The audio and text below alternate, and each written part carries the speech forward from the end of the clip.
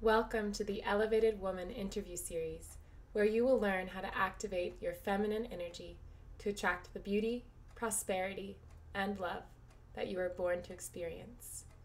My name is Anya Grace, and I'm so excited to be your host for these powerful conversations with renowned experts from around the world. To get permanent access to these interviews and other amazing resources, go to eastwestwoman.com and join our uplifting community as a member. Welcome to East West Woman's online interview series. Today we have Cait Scudder, who's a beautiful woman, radiance guru and success coach for rising women entrepreneurs.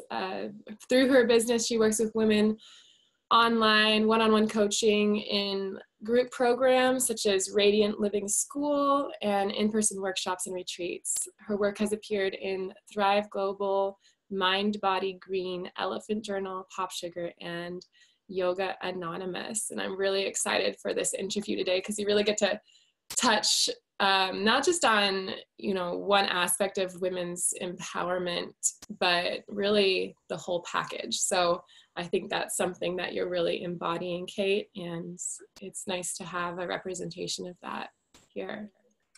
Thank you so much, Anya. It's such a pleasure to be here. So I would love to just kind of start and ask you, what right now in your life you are really standing for more than anything else, like maybe your journey up until this point and what right now in the world you're really taking a stand for. Wow, I love that question. That's so that just feels so good. That feels so beautiful. Yeah. The big thing that is right there front and center is standing for the empowered, embodied woman, like standing for in myself, in my own life, and in everything that I'm doing. I feel that that is really this core driving pillar of what does it mean to be an empowered, to be an embodied woman, and to be standing for this permission to thrive is a phrase that is coming up over and over again in my work, in my journaling, like in my own personal process, and in the space that I'm holding for other women is like, what does it mean to be living into that question on a daily basis, to be giving ourselves permission to be all of ourselves and to show up in our fullness, to show up in our gifts. And the thing that I feel that I am most standing for is opening that conversation, even if it's disruptive, even if it's uncomfortable, is what does it mean to embody our power when the status quo or when the comfort level is, or even our natural instinct is to, check ourselves twice, is to hold ourselves back. And what does it mean? And what would it be like? What would it feel like to live into this place of more possibility, even if it means a bit more risk of showing up in our fullness? And yeah, so that is the front and center driving thing that I'm standing for. It's beautiful. So why do you choose the word radiance to work with your clients and all that? Yeah, I love that you asked that question. And it's so funny because before I launched my brand, I was really feeling into the word vitality, like really loved this word vitality, and thinking about, ping-ponging in the sphere of leadership and wellness and well-being and freedom and, all these juicy words that I loved. And I made the switch over to radiance like a few weeks before I launched because I felt like I'd really found what I was going for with vitality. It has, and so the word radiance, I feel is so perfect because to me, that word encapsulates the essence and the energy of those unique gifts shared to the world. And what I mean by that is like, inner radiance, the radiance of the universe, the radiance at the heartbeat of all life is something that is inside each and every one of us. I believe this so strongly. And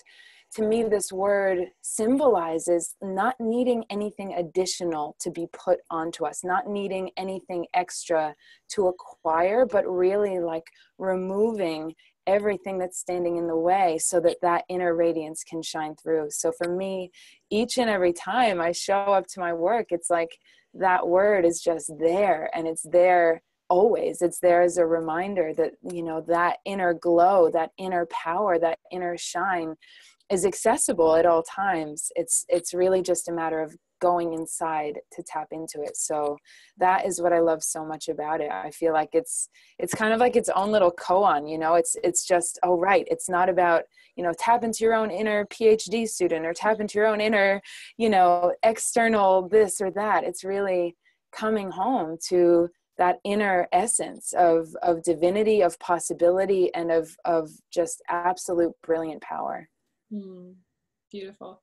Was there any moment in your life, or, you know, kind of a pivotal time where you really started to understand that inherent power and radiance in yourself? Because I mean, I know for myself, there was like a couple years where I was really starting to unveil my power, specifically as a woman, and then just my power as a human being, expression of, you know, so much beauty. But I'm curious what your journey was like in understanding that for yourself. Yeah, thank you. That's such a beautiful question.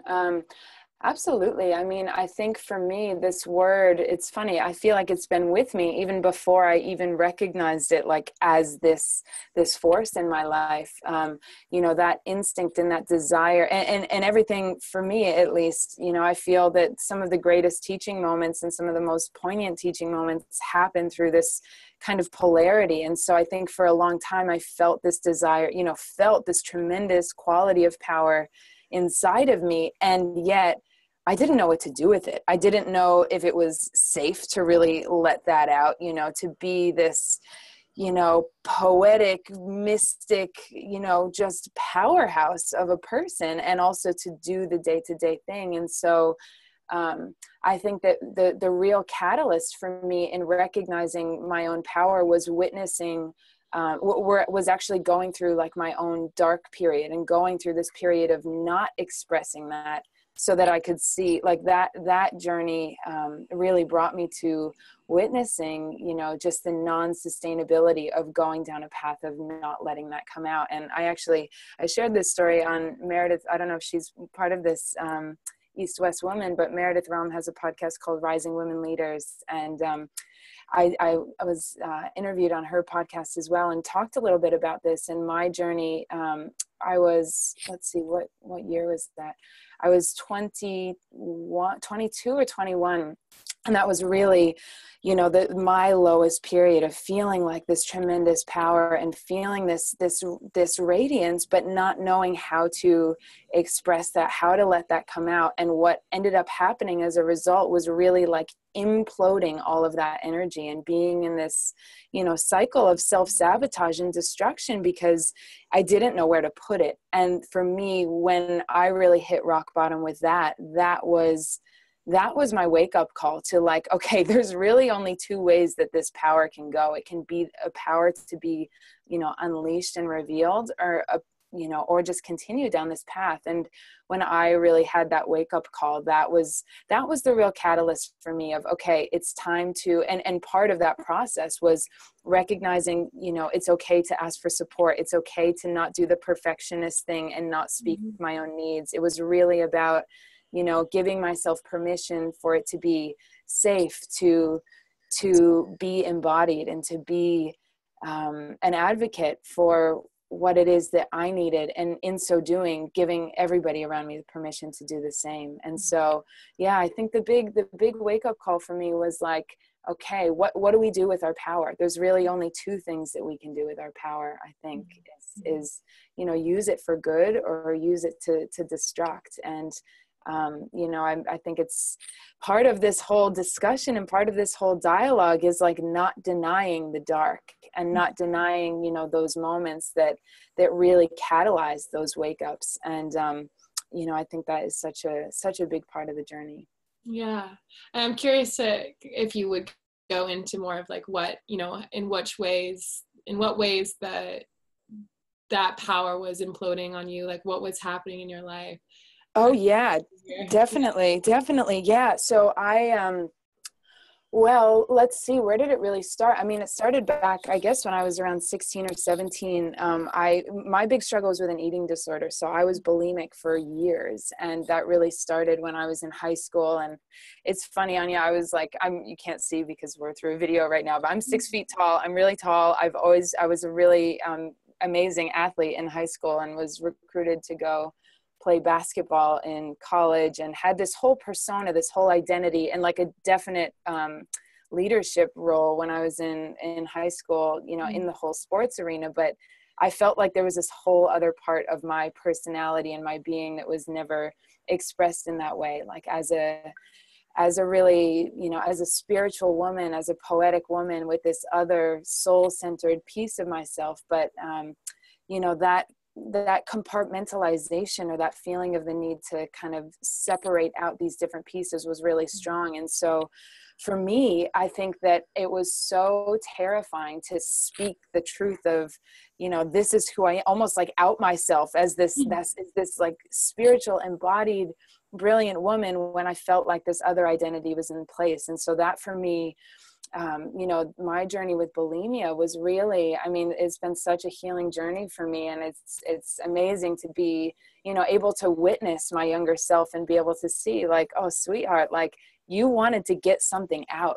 You wanted to say something and it didn't feel safe. And so you did this other thing to be able to compensate for that. And that was really my journey. And when I was 21, it was 21 or 22, but I was in graduate school. I went right from, graduated from college and went to graduate school. And I was really deep in the like perfectionist, I mean, taking like double the course load, you know, doing this beautiful, you know, nonprofit program, after classes most days, and just like really, really perfecting, performing, people pleasing, you name it, on the outside. But I was taking such a toll on me on the inside. And the way that I was handling all of that stress was this real self-destruction on my body. And it got to a point where I was just like, middle of the semester, I just cracked. And I was like, I literally can't keep doing this. Either I'm going to have to drop out of school, or I'm going to have to create this space to really get right with this and figure out, you know, what is really going on, and give myself the space to put myself first. And that felt so difficult, because I'd always felt like, no, to be a leader is to, you know, do everything for everyone else, and to carry twice your weight, and to do all of this. And then it really just hit me like, I am only going to be able to truly show up, to truly teach. I went to graduate school for being a teacher, and to truly hold transformational space, in as much as I'm able to be real with myself about what was going on. So I feel like that moment that I will never forget, of walking into my professor's office. And I remember seeing like these like beautiful books by Parker Palmer and Thomas Merton, like, in these spiritual teachers up on his shelf, and just feeling like, wow, I felt blessed. It felt like I am safe to speak my truth here. And I just said to him, I said, I'm going to need to take some time off. I'm going to need to take the time to get right. And that was like the moment of, it literally felt like one of those light parting the clouds kind of moments of like, this is the truth. This is the truth. This is the truth. And from that moment, it's just been this real deep, it was like, that was the first moment that it was so not only safe, but like wildly powerful to let that truth shine through, and to put, you know, radical self-care, radical honesty, radical integrity at the forefront of what does it mean to be a leader. And, you know, all of these stories that I had in my head of, oh, it's not safe. Oh, I'm going to get immediately kicked out of the program. Oh, blah, blah, blah, blah, blah, blah, blah. It was just all rubbish. And it was like, I felt like that, reaching for that moment, reaching for that, you know, what felt so difficult at the time was really the catalyst for this new story being created. It was like moving from a downward spiral into an upward spiral that, you know, the evidence of it's empowering and it's possible to speak my truth and to be heard and to, you know, be okay. I created new evidence from leaning into that thing. And it was really, that was a massively pivotal moment. So amazing. Oh my gosh, we have such similar stories. Wow. I ran in high school. I was more of a runner, and then ran in college as well. And and was studying neuroscience and just was like beating myself into the ground literally. And then like my sophomore year, I found yoga, and it was like the first few yoga classes I took, I literally couldn't relax. Like in Shavasana, I knew my body was unable to, I felt it unable to get into that state of relaxation. And it was a big wake up call as well. I was like, this can't do this anymore. This is not healthy. And yeah, and then finding that sort of tribe, I did my first yoga teacher training, and it was like, I felt like a kid for the first time again, it's like walking into your professor's office, just like realizing there's something here. There's something so powerful. And I think too, for women, especially as leaders, part of our power is that ability to go inside. And I think that this deeper connection with something powerful is a big part of where we can come from as leaders in this world. So absolutely. Yeah, it's really beautiful. So what do you feel, work with women to really open themselves up to their inner radiance? So I'd love to hear about what that process looks like how, what are these practices that you help people realize their power? And then once that power is embodied in a sense, what now? Because I think that there's like, how do we interact in the world once we've realized this power? Absolutely. Yeah, I love that. And it's such a good question, right? It's like, okay, the awakening happens. Yes, amazing. And then what? How do we integrate? How do we ground that back in? So thank you for asking that. It's such an important question. And it's beautiful that you asked this right now.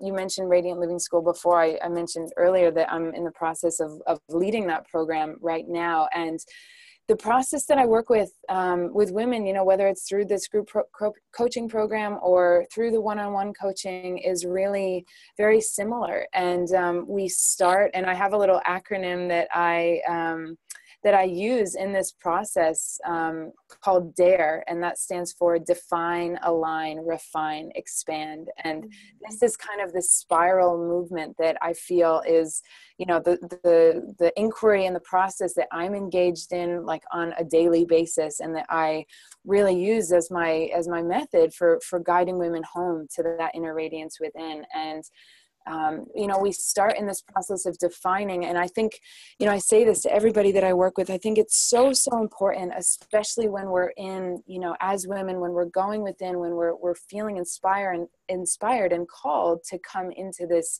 greater state of power and reclaiming that power, to start not with what's wrong, with what's broken, with what's bad, in quotes, but to start with defining, what is it that I desire? What are my true intrinsic gifts? What is my magic? What is my purpose? What are my values? What do I stand for? And that's really the process of defining, and where I start with in my work. And again, I think it is so, I always think of that Einstein quote, like a problem can't be fixed from the same level of consciousness with which it's created. I think that, so much in this transformation space and in the space of leadership, and even in the space of business, that there's such a tendency to like immediately go for what's broken, or, what's wrong, what's out of alignment, what's, not working, what's problematic here, versus going to, starting from the power, and just like moving the story aside for a second, not pretending it's not there. We get to that, but starting with, if all of that is not in the way, tell me about you. Tell me about your desire. Tell me about your purpose. Tell me about your passion. Tell me about what you're curious about. Mm-hmm. And really allowing that. And I feel like, I feel like the art of really powerful teaching and really powerful space holding. It's less about, starting off with some kind of like, grand stand statement, and more about asking really powerful questions that get others to really go within and find out, whoa, what's there that I have been, covering over or glossing over, or, looking outside of myself for every authority to get the wisdom on. What happens when the question is the mirror is held up and the question is posed back to you? And that, I think is the catalyst, is the starting point for that real rediscovery of our own inner radiance. And so from that place, then we go in to do the alignment work, which is really about witnessing. And the way that I define alignment is when our beliefs and our behaviors are in line with our values and our desires. So what are the habits of mind? What are the thoughts that I'm telling myself? And then from that place, what am I reaching for? What are my habits of action? What are the behaviors that I'm exhibiting out in the world? And do those really match who I am and who I want to be and what it is that I want to create? And the thing that I love so much about this perspective, Anya, is like, it's so empowering, and it's so critical to be able to hold ourselves in. And I think this is a real, mainstay of true embodied leadership, is the capacity to be able to hold ourselves in a loving space of pure honesty, like not beating ourselves up for being out of alignment, but to just say, isn't that interesting? Where is that really coming from? And to be able to almost like, unhook ourselves at the root and come back into alignment. I think, and I've witnessed over and over again, like such powerful women doing this work who entered in with this, feeling of, I need to go to some external authority, some external mentor or coach or therapist or guru to be able to, solve this for me. And I think that this is one of the biggest like mysteries that needs to be debunked, is that there is, that power to do that for ourselves and to come back into that real state of radiance is inside each and every one of us. And it starts with being willing and to be honest with ourselves, and to be willing to, take action and be responsible in the best, in the highest possible way, and take responsibility.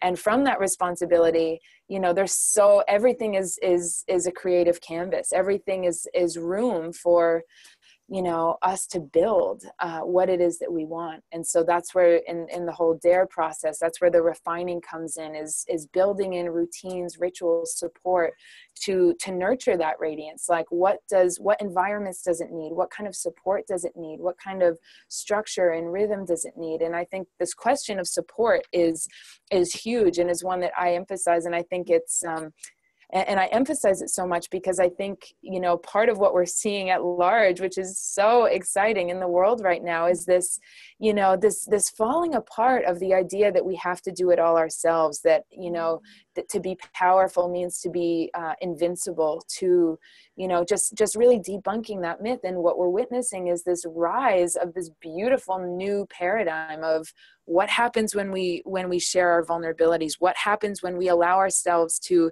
stay within our zone of genius and to collaborate and connect with where others are, really thriving, and what is possible then, what's possible when we use our energy in that best possible way. And it's just so exciting. It's like the most exciting work I could ever dream to be part of.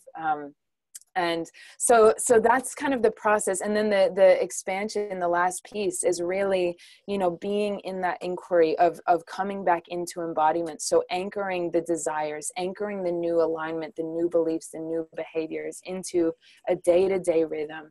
And I think so much of that embodiment work is really, about small moments. It's about checking in with ourselves throughout the day of, how am I feeling? Where am I, and a big thing that I work a lot on with my clients is this feeling of like noticing, when am I constricted and when am I open? And when I'm constricted, what is it that I'm really holding on to? What am I not wanting to let out? Oh, I love that you just took a deep breath. What am I not wanting to let out? And what am I not wanting to let in? And where is that coming from? And really, it's like, once we get these tools and once we tap into that radiance, it's like we have the ability, these like nimble hands and nimble hearts, to be able to really just unravel the knots where they appear, and to treat them, with the care and with the expertise and with the skill of someone who's truly engaged. And So I think the biggest, one of the biggest pieces of being able to integrate this wisdom, being able to integrate and embody our leadership, not just know the steps, but to actually live it, is it really comes from the devotion to practicing every day, each and every day. So much there. It's amazing. I know. I just kind of went for it. It was amazing. No, and what I really hear, like a kind of a common theme in all that is this just coming back into that gentle self-love and allowance, and like when we step off, realigning without it being something that we beat ourselves up for, recognizing that it's a creative journey, and we're getting out of rigid structure, we're disrupting it. And maybe that means that we just get to live in a more fluid life. And what does that look like? That's different for everybody. So yeah, it's really beautiful. And this permission to be more easy on the self. I think a lot of people, at least I know I've really realized this year how much I seek outside of myself for external validation. And it's something that I've worked on for a long time, self-love, and compassion, but then still finding those patterns of like looking outside for that validation, whether it be of my beauty or my worth, and yeah. So I think,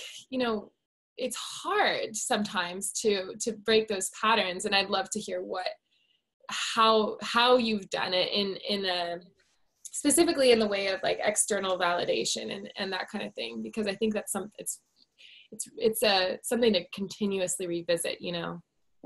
Absolutely. I love that you asked that. This is something that really recently just came up in the group program.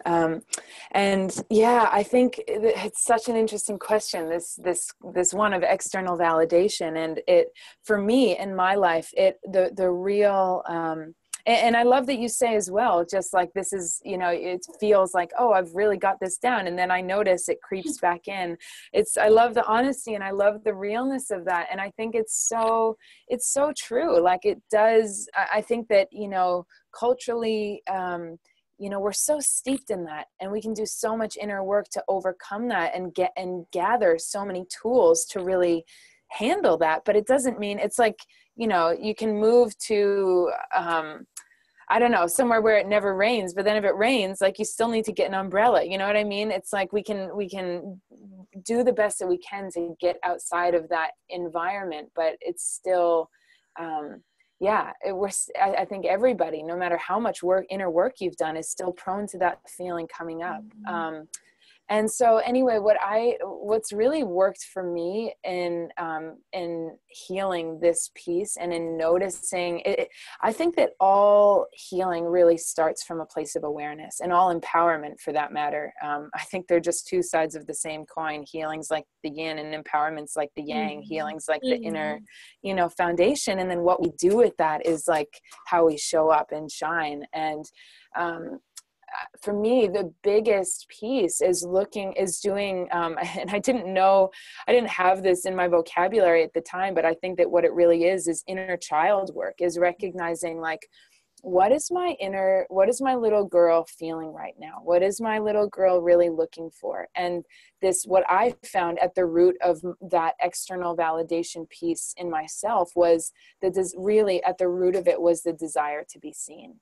And was the fear of, and when I was acting like, and not necessarily like acting out or doing something, but even just caught in this anxious web of like, oh, but if I don't do this, then, I'm not going to be seen in the right way, or I'm going to be seen as not showing up, or whatever, is really, it was really being able to witness and to hold myself and to hold my own little girl in this place of like, what are you afraid of, sweetie? Like, what do you need right now? And being able to really go in and just pause, like when that feeling arose, just pause and like really, it's like, wow, so many thoughts are coming through at once. This happens to be a lot. But really being able to be the voice of like this higher power, to be for ourselves and to say, I've got your back.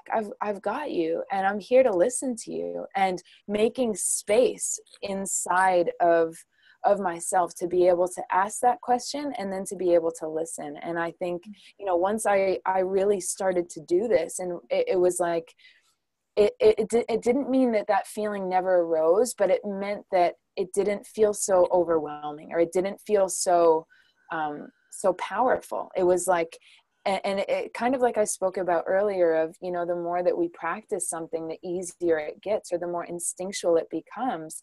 I found that the more I was able to, number one, notice when that feeling of either insecurity or desiring external validation or doubting, myself, my beauty, my power, my expertise, my whatever was showing up either in my mind or in the way that I was acting, just like taking the space, like giving myself permission to take a little bit of space, whether that meant like, going in the other room, or like, going, even like, I remember when I used to be a teacher in a school, like sometimes in between classes, if I was like really feeling that strongly, just like going into the bathroom to like take a deep breath and like get back into center and recognizing, where's that doubt coming from? Oh, okay. And really being able to like speak to the part of myself that felt vulnerable from the part of myself that felt in, that is in its strength and in its power. And even if I didn't always feel like I was, some shining, radiant superstar, knowing and trusting that was inside of me, and that I was able to hold the vulnerable part of myself from that space, literally for me has been, it is a game changer. It's a state changer. Absolutely. Like, the way Tony Robbins talks about changing state, it's like being able to shift into that mindset and into that perspective of this greater part of myself. It has been, such a powerful activation and powerful reminder of all of the validation, all of the love, and the tremendous resource that I have inside of myself when I come back into awareness. Amazing. I love the word resource, because it becomes our own source. We get to source it. And specifically with what you just said, it's like, I was kind of just practicing it. I was like, what? Because I was, I'm kind of feeling like tight, for just like contracted. I'm like, what's going on? And as you were speaking, I was allowing myself to do that. And it was like, when the inner child, when you're not necessarily listening or paying attention to that inner little child who's wanting some attention, it uses the outer world and the outer circumstances to get what it needs. But if you check in with it, it's almost like, okay, what do you need? Let me help you get that. And then it's a totally different interaction with the outer world. It's like that sort of, that was cool. As you were talking, I was kind of practicing, and it felt really nice. Beautiful. I love that. Yeah, totally. Oh my gosh. I feel like we could talk for so long, and we still have tons of time, but I'm just like, I know. So much to talk about. One of the biggest themes that's really coming up for this whole interview series, Elevated Woman, is just this idea that, we're in 2018 right now, so there's like this infinity aspect to it, where, at least for me, it's reminding me to just stand in infinite possibility, that really anything is possible. And I think that one of the things that I see arising right now in a lot of women around and just the world is that leadership is being valued at a whole new level. Like, it's really leadership that is sort of coming up as I'm seeing it come up as sort of the new trend in a way, like, and how powerful is that, And I'd love to talk about how, as women, as sort of expressions of Shakti goddess, that the more I understand about the power of the woman and the power of the feminine energy is when we are in that full embodied state, the goddess doesn't settle, the goddess can't settle. And I think that in this world that's been so rigid and structured, that we're now taking down those structures, we get to create a new possibility. And I'd love to hear your perspective on like both business and relationship. What's possible for us when we don't settle? Maybe we can start business and then go into Yes. Oh, so juicy. I love it. Yes. So I'm like literally raising my hands up right now. It's like, yes, the goddess doesn't settle. So true.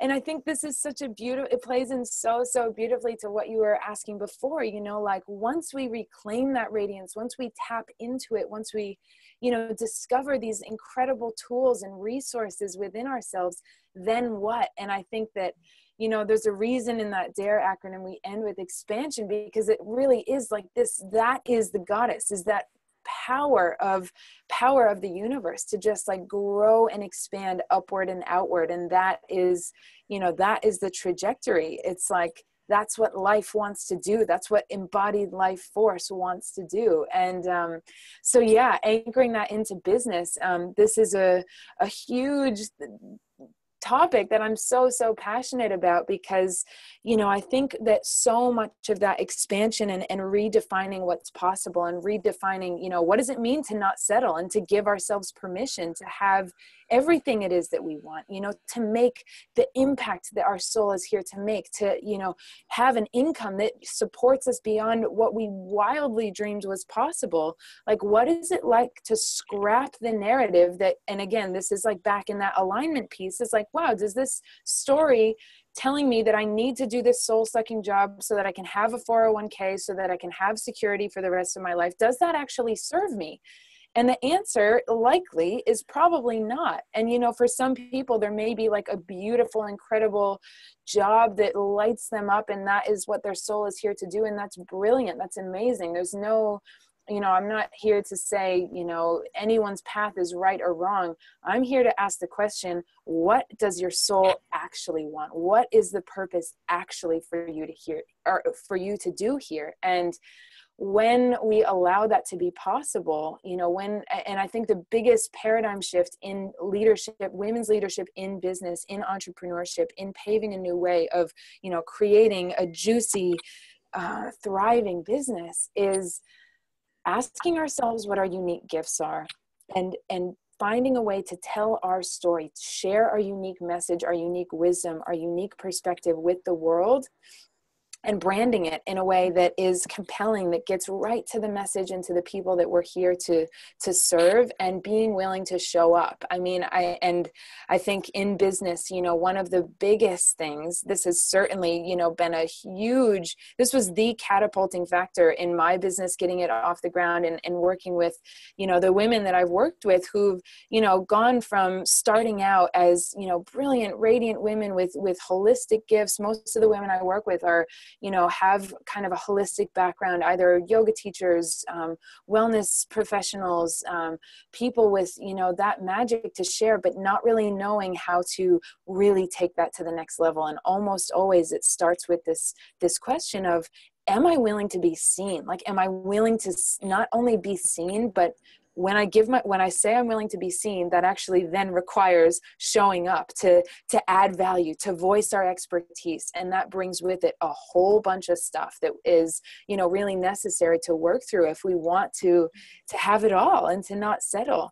And, you know, one of the big things I think there is working through imposter syndrome, working through the story of, you know, who am I to curate this like exquisite, you know, discussion between people, or who am I to, you know, send that blog post into that publication, or who am I to, you know, get on a sales call and sell this product or service, you know, whatever the case may be.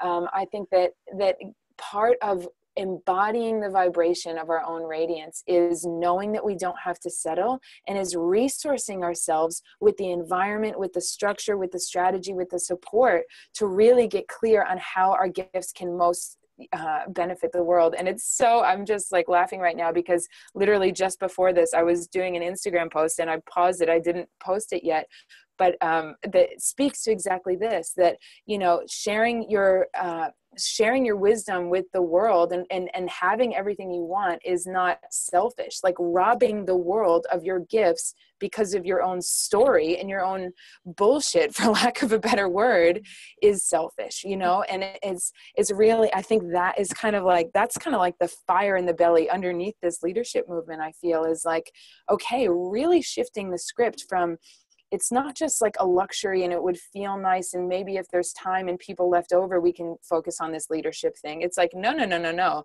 The story is being shifted right now to say, this is actually number one. Like, people leading the fore, and especially embodied women leading the forefront of this conversation of really knowing that our full gifts, our full voice, our full story, our full power is needed. And therefore, anything that's standing in the way internally, especially, of why that's not possible, needs to be prioritized, not as like, hopefully I can fit it in, but as like number one most important thing, so that, the gifts that you're meant to share can really shine through. So yeah, I think that a big piece of stepping into the power of that each of us have in ourselves, and especially in entrepreneurship and creating a business from those unique gifts, really starts from knowing that you can do it and getting the support to make it happen.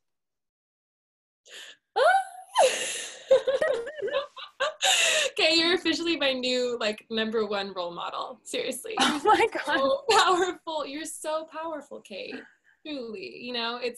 It's really beautiful. I think for me, because exactly what you just said, it's like this year, especially, I've just been realizing it is selfish if I stop, if I hold myself back, if I stop in those stories and out of the fear of what people will think. Just, it's like, that is a selfish thing. And the world, we need more than that right now. We need everybody to be sharing their story. And it's almost like this, I sort of have this feeling that even Instagram, I know you have a huge following on Instagram. It's like you have a beautiful platform there.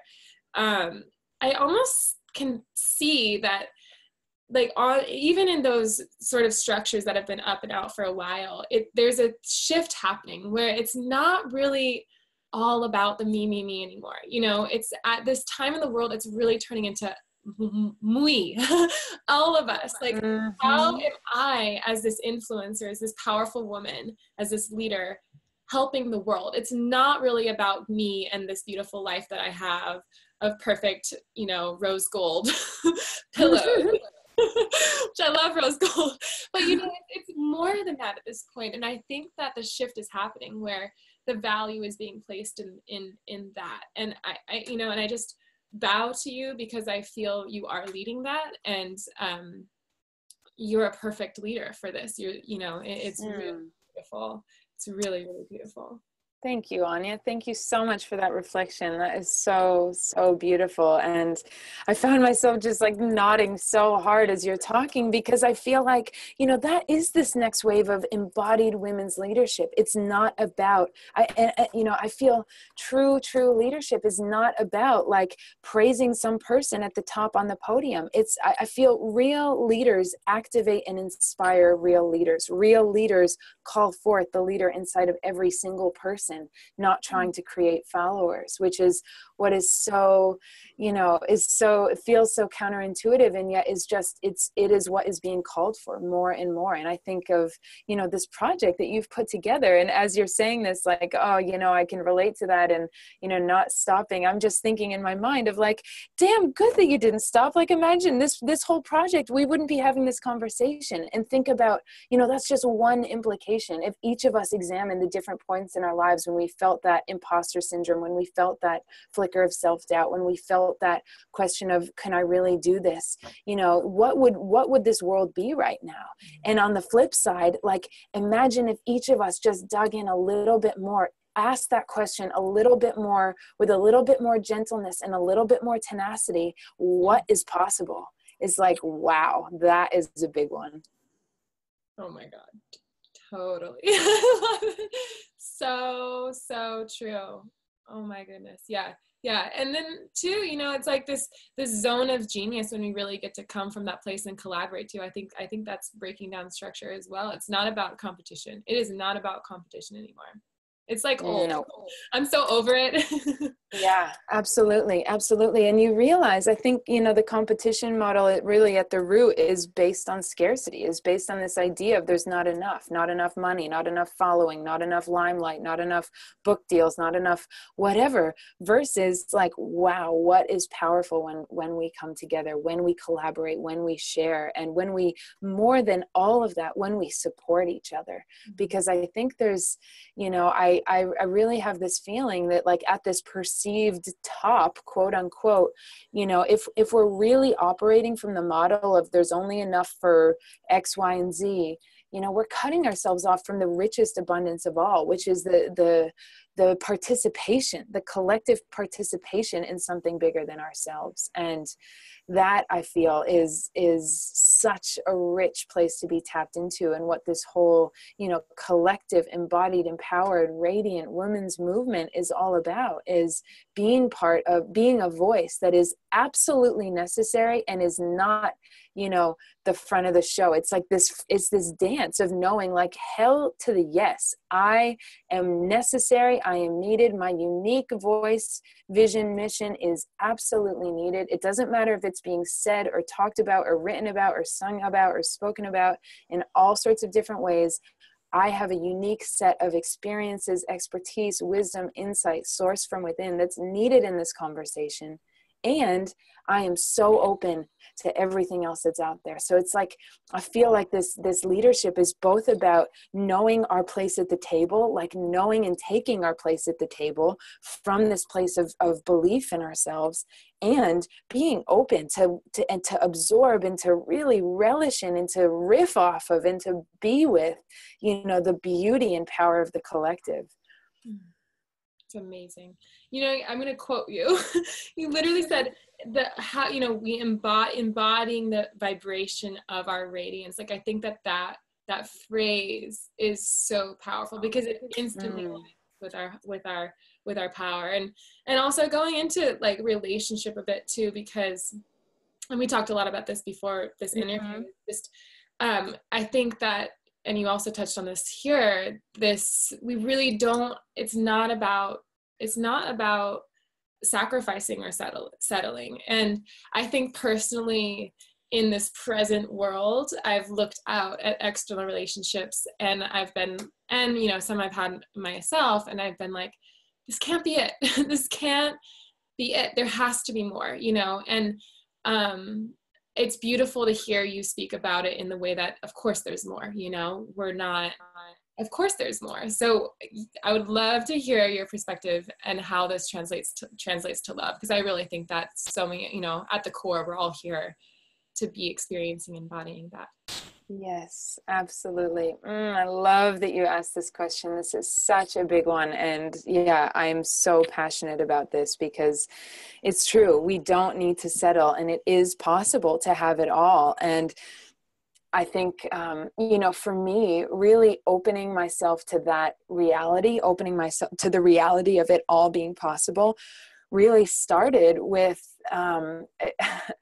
I did this exercise, self-prompted, totally out of the blue, it felt like. But this was about, a little over 3 years ago, just before I went to Bali for the first time. I did this journaling exercise after feeling, and I could actively feel myself in this state of like, in the world of love, just kind of, going on dates and not really like feeling like, oh, like, okay, this, no, it's not really the right thing. Oh my gosh, Cait, what are you thinking? Just like feeling myself out of alignment, but knowing what I'm really wanting here is like a deep connection. And I just, like, it was a couple months before I left, and I did this journaling exercise, and it started what my soul is singing for. And it was like, it all just came out onto the page, and I let myself really just go for it. And I wish I had it in front of me. I would read a part of it to you, but it was like, I can remember some of it. It was like,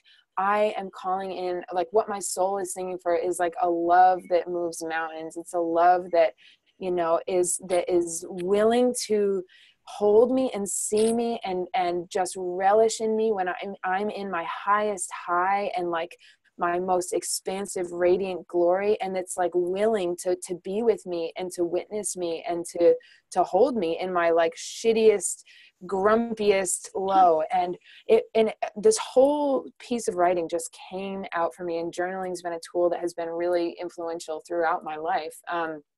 But what I feel came through in this writing was, and what I witnessed is like this feeling of non-settling. And it was crazy because I literally like I'm convinced, like wrote my husband into existence, because I met him, just a few months after. But that what my soul is singing for piece was really that part of me calling in. It was like beckoning in, knowing, okay, I know that I don't need to settle. I know, like, my soul is singing for this, so I know it's real. My mind had no freaking idea when, where, why, or how, but my soul knew this is possible. And so fast forward a bit, I went to Bali and did this Shakti initiation, 500-hour women's leadership and yoga training, which totally transformed my life. I mean, that was a profound catalyst. And just a few days later, I was walking down the beach in Bali. I had this whole independent solo woman Southeast Asia trip planned. And I met Toby just as I was walking down the beach. And I felt something shift, and I felt like, wow, okay. And what I really noticed that was really cool, I hope it's okay that I'm going into the story. Yeah, what I noticed that was so cool is that, a couple months prior to that, he was sitting around with a few friends, and I said hi and they said hi back, and he invited me to sit down, not in like a creepy way, but just in like an open way. And what I noticed reflecting back on that is, like, a few months prior to that, I would have had so many walls up. I would have had so much story about what their intentions were and what it was all about, and, have been so on guard, versus in that moment. And I really credit it to this like super juicy, empowered women's work that I had been doing and steeped in for the last month. I felt completely safe and completely empowered and completely present in my own body. And had anything felt, uncomfortable, I really trusted myself to stay, and I trusted myself to go if that was needed. But I wasn't in like my mind so much that I wouldn't even allow myself to be open to what was in front of me. And that has really been like that energy, that essential energy was the thing that allowed me to really open into this relationship. And I think I told you some of this story on our other phone call, but I mean, yeah, we had this beautiful, just chat around the table as the sun was going down, and ended up going to the same restaurant later for dinner.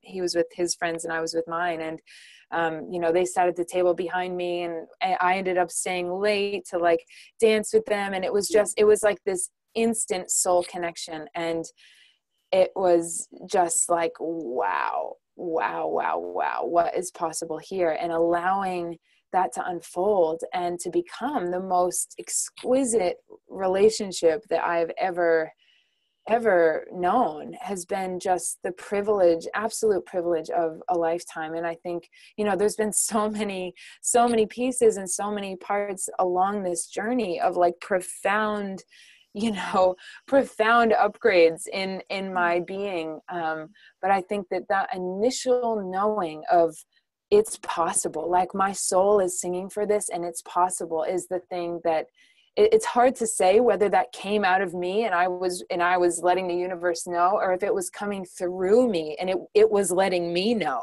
I think it was a little bit of both. I love that so much, because it validates the knocking that I think I've felt my entire life, Yes. That hasn't necessarily matched up with the external world. But I do think that a lot of people listening to this are very powerful women. And I think that we've experienced that, that there's a knocking for something that's slightly different, that's not fitting right now in this. And we can follow it and we can trust it. And it almost makes you want to cry because I didn't grow up believing that was possible in a sense. Not that I had beautiful relationships to look up to, but that this level of love was possible. It's, and you know, too, I want to go into just like not settling, I feel like, is that we don't settle in the way we have to live up to that beautiful, empowered, shiny woman all the time. Because I've had many experiences where I attract men into my life who are, when I'm in a place of total power, you know, and then not all of them seem to be able to handle when I spiral into a different place and can still see me at that high level. Yes. Part of not settling. Yes, I was going there. I am so happy you voiced this. I am so happy you voiced this, because this is like the real deal. And I think it's such a necessary part in this conversation of like being, next level love, like being in this truly devoted, committed, like soulful, sexy, just supercharged relationship doesn't mean being like perfect all the time. I feel like, you know, relationships are, in my experience, and particularly this beautiful relationship I have with my husband, is like the biggest kind of spiritual arena that I've ever been in. It's the most humbling, it's the most exquisite, and it's everything in between. And, you know, I think that,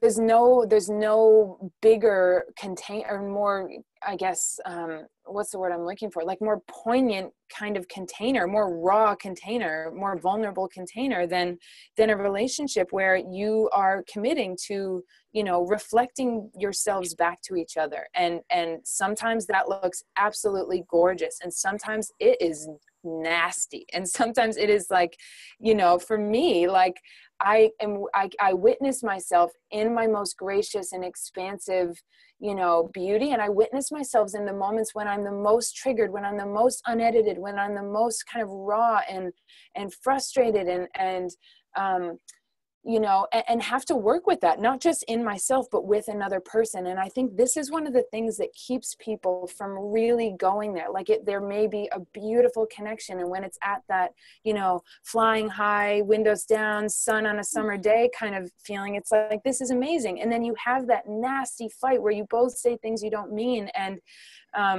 you know, it gets really, really tough. Then what does that mean? Does that mean you throw it out the window? And like this, I feel, is what in my opinion and in my experience, like distinguishes like that true soul level. Like it there's the possibility for what feels like human and imperfect and messy to be like the gateway to like the ultimate thing, because it's not about being perfect together. It's about being human together, and about being willing to, like, my ability, and this is just my experience and what I think is so part of this next level love and embodying this sacred relationship is like my ability to hold my beloved when he's at his worst is my same ability to hold myself when I'm at my worst. And like, this was the real thing that I like truly, like both of us, there was a moment when I, you know, being really vulnerable, the moment when I almost said, you know, when I did say, I don't think I can do this. And I was like called off, you know, our engagement. And I was like, I really don't know if I can do this. And what I had to stare down, and what both of us stared down, and I'm so grateful for going through this, particularly before we got married, was it, you know, it was really like going through the fire and looking at, what am I really turning away from? What am I, you know, what part of you am I reacting to? Why does that trigger me so much? Oh crap, it's not actually about you. It's about my lack of control. Okay, am I willing to breathe into that, or is that too much for me to handle? So it was like meeting each other, meeting the truth of what was going on, and reevaluating, do I really want to engage with this? When I did that over and over and over again, it was the question that I was being asked is, can I meet this person's humanness? Can I meet this person's imperfection? Like, can I hold this person as both a human and a divine king at the same time?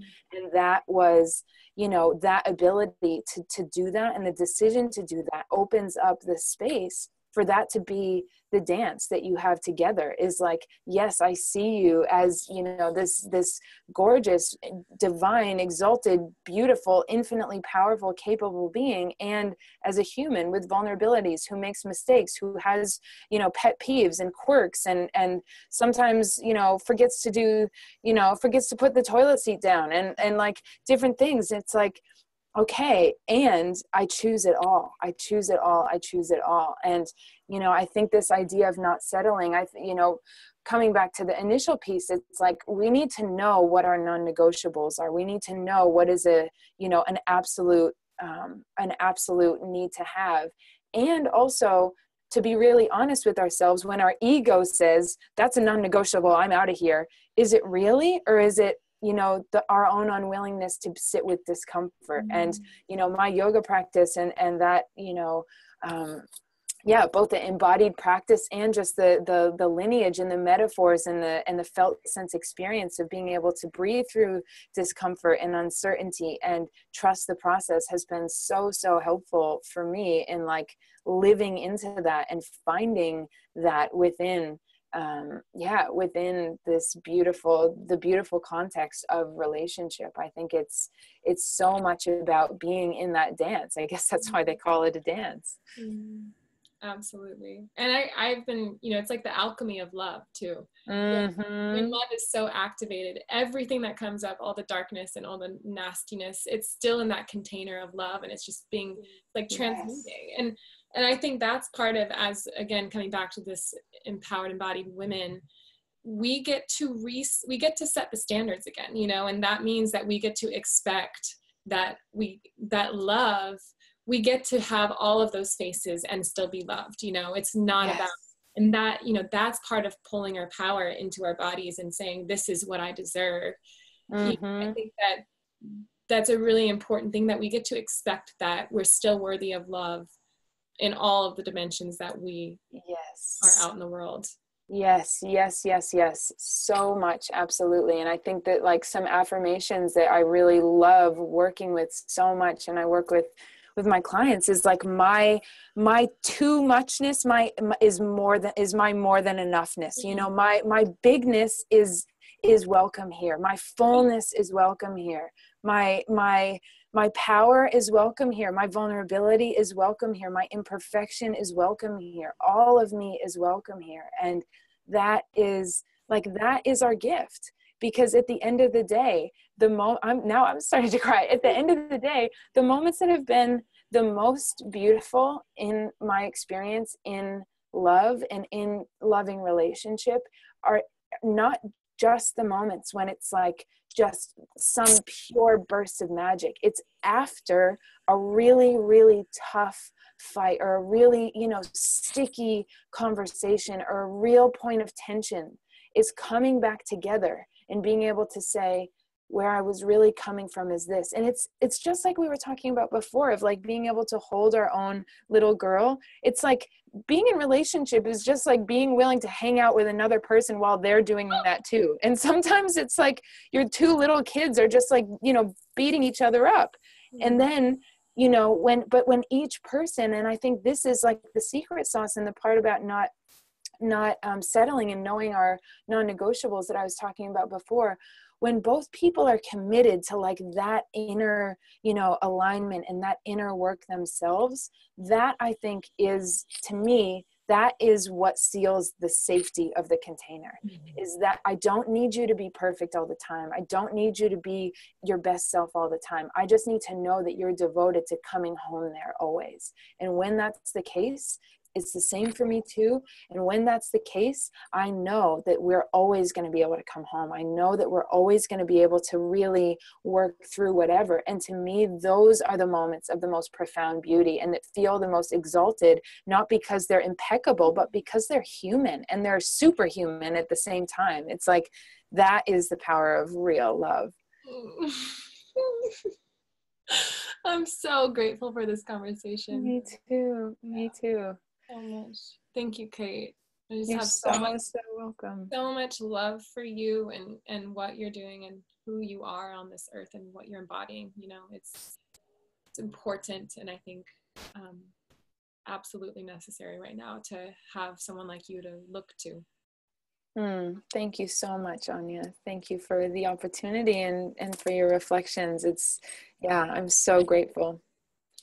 So I want to make sure people know how to connect with you. And I know you have an awesome offering through your website. So would you want to go into that a little tiny bit? Yeah, sure. People can connect with me through my website. It's just caitscudder.com. I'm also on, Facebook, Instagram. My email is on the website. People can reach out to me there. I've got a couple of really beautiful offerings. Speaking of love, Toby, my husband, and I are leading a couples retreat in Italy this summer, which is going to be really amazing. We're going back to the same place we went to on our honeymoon, and we got there. It's on this little island called Marettimo, which is off of Sicily, and it's like traveling back in time. Absolutely magical. So there's that, and then I'm also leading an all-women's retreat up in Norway in July, which is it's called Radiance Rising. I'm so excited. It's during the time of the midnight sun, so no more perfect time to talk, feel, and just be in radiance than Norway in July. So there's that. And there's also information about coaching on my website. Radiant Living School is my program. It's happening now, so there may be another release of it later this year, if not in 2019. But people can always reach out to me directly if they want to know more. Amazing. Thank you so much, Cait. Thank you, Anya. Talk to you soon. Talk to you soon. Bye-bye.